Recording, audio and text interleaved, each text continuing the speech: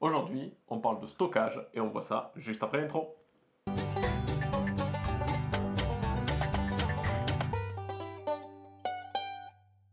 Bonjour et bienvenue sur la chaîne USB Lab, c'est Madrid et je suis en compagnie de Dacro. Bonjour, bienvenue sur la chaîne USB Lab. Et comme vous avez vu, on va parler de stockage aujourd'hui, donc on va parler des fonctionnalités, des différents types de stockage et on va voir ça directement dans cette vidéo.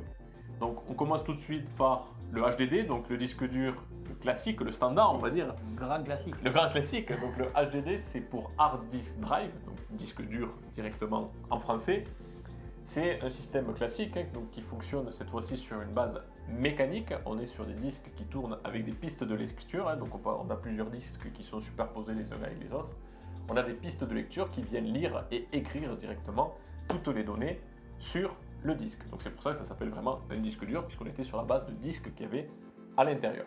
Donc au niveau des avantages de ce disque dur, c'est que c'est très peu cher. Aujourd'hui, ça s'est fortement démocratisé d'avoir de très grandes quantités de stockage à un prix abordable. Aujourd'hui, on dépasse largement les 16 Tera sur des disques durs comme ça, donc ça laisse énormément de place pour pouvoir stocker pas mal de choses à un prix vraiment très abordable. Par contre, la contrainte de ce disque dur, c'est que c'est quand même un disque qui est mécanique. Pour aller chercher les informations, on a toujours le délai, donc un certain temps pour aller chercher les informations. La lecture et l'écriture sont des vitesses qui sont relativement faibles comparées à d'autres technologies qu'on verra plus tard. Et on a un principe mécanique, donc on a des vibrations qui risquent d'être créées par le disque dur et du bruit de fonctionnement qui est quand même assez important. Pour ceux qui veulent vraiment beaucoup de silence, c'est sûr que c'est pas vers ça qu'il va falloir se tourner. Pour le SSD, donc c'est de la mémoire flash, SSD pour Solid State Drive. Donc mémoire flash, c'est comme votre clé USB tout simplement, on peut comparer ça à votre clé USB. Donc comme vous savez, c'est quand même assez rapide niveau débit. On va être sur des débits énormément supérieurs à un disque dur mécanique. Donc c'est vrai que c'est un avantage. Après il y a quand même l'inconvénient du prix, c'est un peu plus cher parce que les disques durs mécaniques ont déjà fait leurs preuves. C'est une technologie qu'on connaît depuis un petit moment, donc qui est démocratisé depuis un petit moment. C'est du standard. Voilà, le SSD est en train aussi de s'installer, on va dire que c'est du standard maintenant aussi, mais c'est vrai que c'est une technologie qui est plus chère. Il existe un troisième format qui est le SSHD, donc c'est un petit peu un mix entre un SSD et un HDD. Donc on a une partie SSD donc, qui est vraiment limitée en quantité, donc on est sur quelques gigas, et le reste du stockage est sur une partie mécanique, donc comme un HDD. Cette technologie n'a pas forcément très bien fonctionné, puisqu'aujourd'hui il est quand même beaucoup plus simple d'acheter un vrai SSD et un HDD, mais il faut savoir qu'il y a eu cette technologie qui a existé. On va parler maintenant des formats des disques durs. Donc là, on a le format 3,5 pouces, le grand classique des HDD, qui était vraiment le format historique des disques durs qu'on a eu ces dernières années. Après, vous avez le 2,5 pouces, donc qui est un format, donc, comme vous pouvez voir, des disques durs. Un peu plus compact. Voilà, c'est un peu plus compact. On retrouve ça sur nos disques durs externes, on trouve ça sur nos PC portables et aussi donc dans nos PC fixes maintenant, parce que ça devient aussi un standard. C'est le standard, on va dire, d'il y a un an et demi, on va dire, le gros standard d'il y a un an et demi, et qu'on retrouve toujours dans nos PC portables d'ailleurs. Ensuite, vous avez le M2, qui est le nouveau standard. C'est ce qu'on va retrouver de plus en plus, parce qu'on est sur des taux d'échange quand même beaucoup plus important. On voit ça un peu plus loin de la vidéo, mais vous allez voir que... Voilà, c'est quand même très intéressant. Comme on va comparer, regardez, là on a 160 Go et ici on a 1 Tera. Voilà, donc vous voyez qu'on a quand même sacrément évolué voilà. dans les technologies et sur les formats, bien entendu. On va parler de la connexion entre le disque dur et la carte mère. L'ancien standard que vous connaissez peut-être ou pas, si vous êtes de la nouvelle génération. Ouais, nous on a connu l'ancien. Nous on est des vieux, on a connu l'IDE. Donc l'IDE c'est une nappe que vous veniez connecter sur votre disque dur. Donc déjà niveau design, c'était pas trop... Le câble management à cette époque-là, on n'en parlait pas. À cette époque, ouais, c'était pas... Et vous aviez votre prise Molex qui venait alimenter électriquement votre disque dur. On était sur des taux de transfert entre 16 et 133 mégabits seconde. Donc c'est vrai que bon... Quand on va vous dire la suite maintenant, vous allez voir qu'on était vraiment sur l'âge de pierre. C'était vraiment l'âge de pierre, ouais, comme tu dis, Madrid. Non mais on arrivait quand même à faire quelque chose. C'était quand même... C'était le début. C'était l'ancien standard. On est maintenant sur une technologie plutôt SATA. En parallèle de l'IDE, il y a toujours eu le SATA qui est arrivé depuis les années 2000 avec les différentes versions, SATA 1, SATA 2 et SATA 3 qui ont modifié un petit peu les débits, mais on pouvait atteindre au maximum 600 mégaoctets par seconde. et c'est une technologie qu'on se sert beaucoup aujourd'hui encore pour connecter des composants à la carte mère. Un des derniers systèmes de connexion qui était venu, c'est le NVMe, donc le SSD qu'on vous a montré tout à l'heure, le M2. Celui-ci il se connecte en format NVMe directement à la carte mère via les ports PCI Express, donc c'est comme une carte graphique, ou une carte d'acquisition, on vient de connecter directement via un port PCI à la carte mère, on peut bénéficier du PCI 3, voire même du PCI 4 maintenant, et atteindre des taux de transfert qui sont de 3000 maximum, donc 3000 mégaoctets par seconde pour le PCI 3, et là on est en ce moment sur des NVMe qui atteignent plus de 7000 mégaoctets par seconde pour du PCI 4, donc vous voyez que par rapport à nos 16 à 133 tout à l'heure sur l'IDE, il y a vraiment eu un fossé ces dernières années entre les différentes technologies. Donc comme Madrid disait précédemment, on va vous montrer par une petite vidéo où on va comparer les trois technologies, le HDD, le SSD et le NVMe. Voilà, comme ça on va voir un petit peu les puissances qu'on a. Après, bon, c'est ça, c'est fonctionné. C'est pas, si le monteur n'est pas trop naze, normalement on devrait avoir les fonctionnalités qui arrivent. Normalement, vous devrez voir la différence de démarrage entre ces trois technologies. Donc vous allez voir quand même, c'est assez significatif. Hein, même un chargement dans des jeux, on est sur un système de chargement qui est beaucoup plus rapide avec le NVMe. Par contre, vous constaterez quand même qu'entre le SSD et le NVMe sur des technologies de chargement, on n'est pas non plus sur des technologies très très efficaces et une grosse différence de temps. On est quand même sur une technologie un peu standard. Donc pour le gamer, c'est pas forcément non plus très spécifique d'aller sur du NVMe. Vous pouvez sur des budgets d'entrée de gamme garder des SSD standards pour pouvoir avoir à peu près les mêmes performances à un budget beaucoup plus réduit. Oui. Le fossé se fait vraiment, entre du mécanique et du SSD. Et de l'électronique, on est bien d'accord. Attention à un point important qui est la chauffe des disques durs, que ce soit du HDD, du SSD ou du NVMe.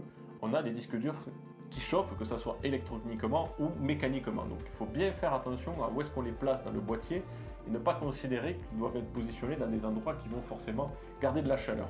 Donc on vous conseille vraiment pour éviter la perte de performance, puisqu'une fois que vos disques vont chauffer, ils vont venir se dégrader tout seuls. Donc pour éviter cette dégradation, on vous conseille de les mettre quand même dans un endroit un petit peu ventilé dans votre boîtier, voire même au niveau des M2, vous pouvez mettre des dissipateurs, donc qui sont peut-être déjà intégrés dans la carte mère. Oui, tout à fait. Donc comme on a déjà fait une vidéo sur la carte mère où justement on vous conseille de bien prévoir ces dissipateurs, quand on s'est aperçu que certaines cartes mères étaient phoniques avec un seul dissipateur.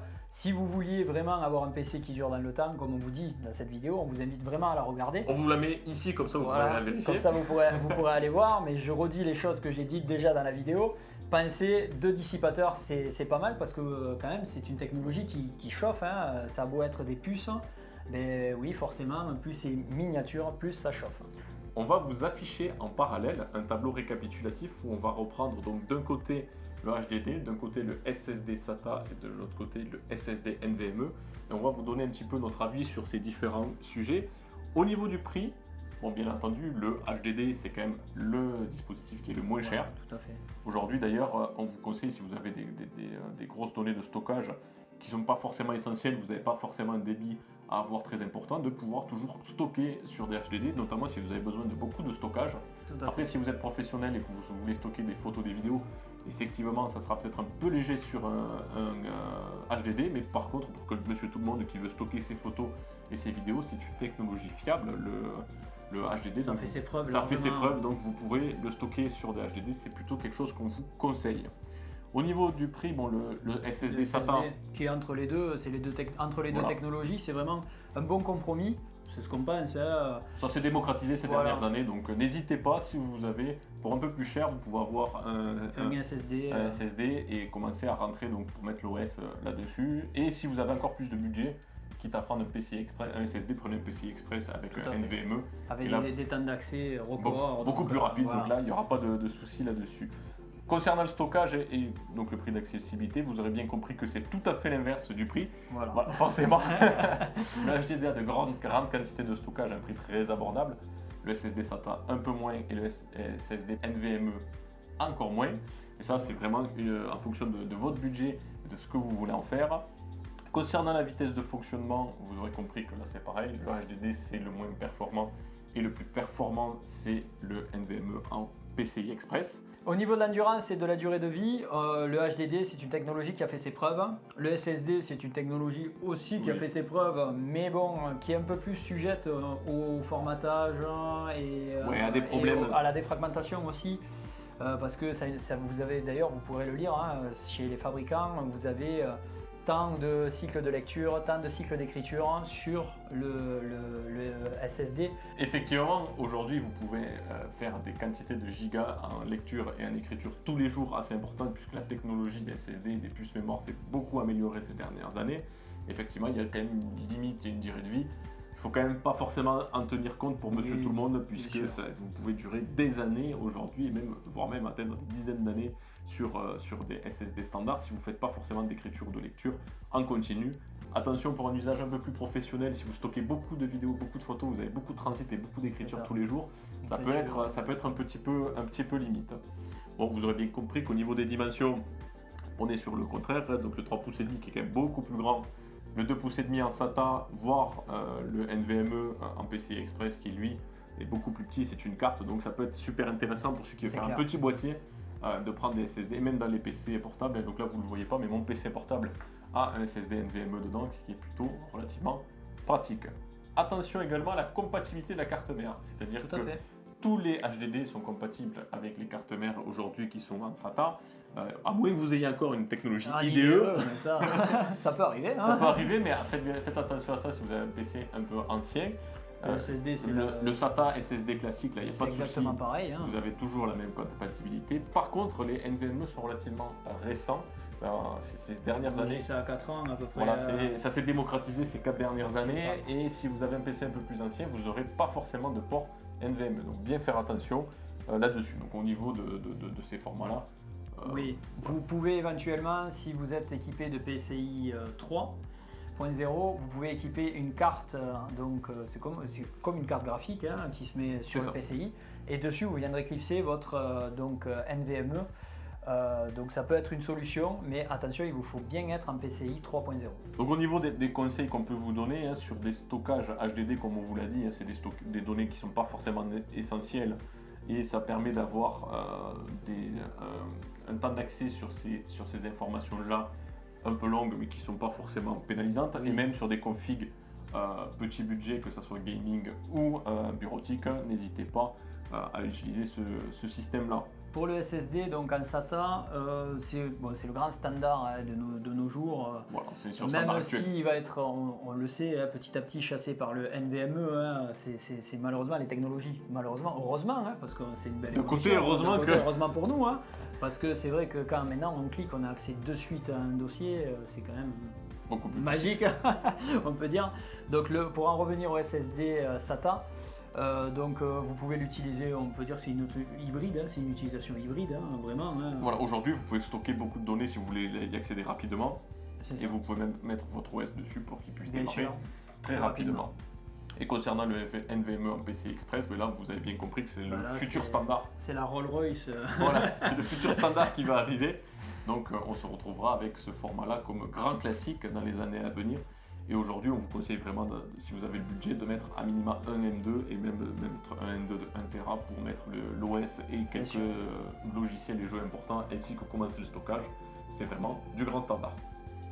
N'hésitez pas à nous laisser un commentaire dans la description et à nous communiquer un petit peu ce que vous pensez de différentes technologies, que ce soit HDD ou SSD. Si vous avez besoin d'un conseil, pareil, laissez-le dans les commentaires, on se fera un plaisir de vous répondre. Exactement. Avec grand plaisir.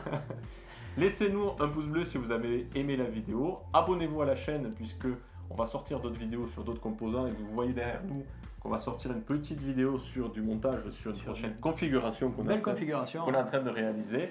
Et donc on se dit à une prochaine fois sur une autre vidéo. À bientôt. À bientôt.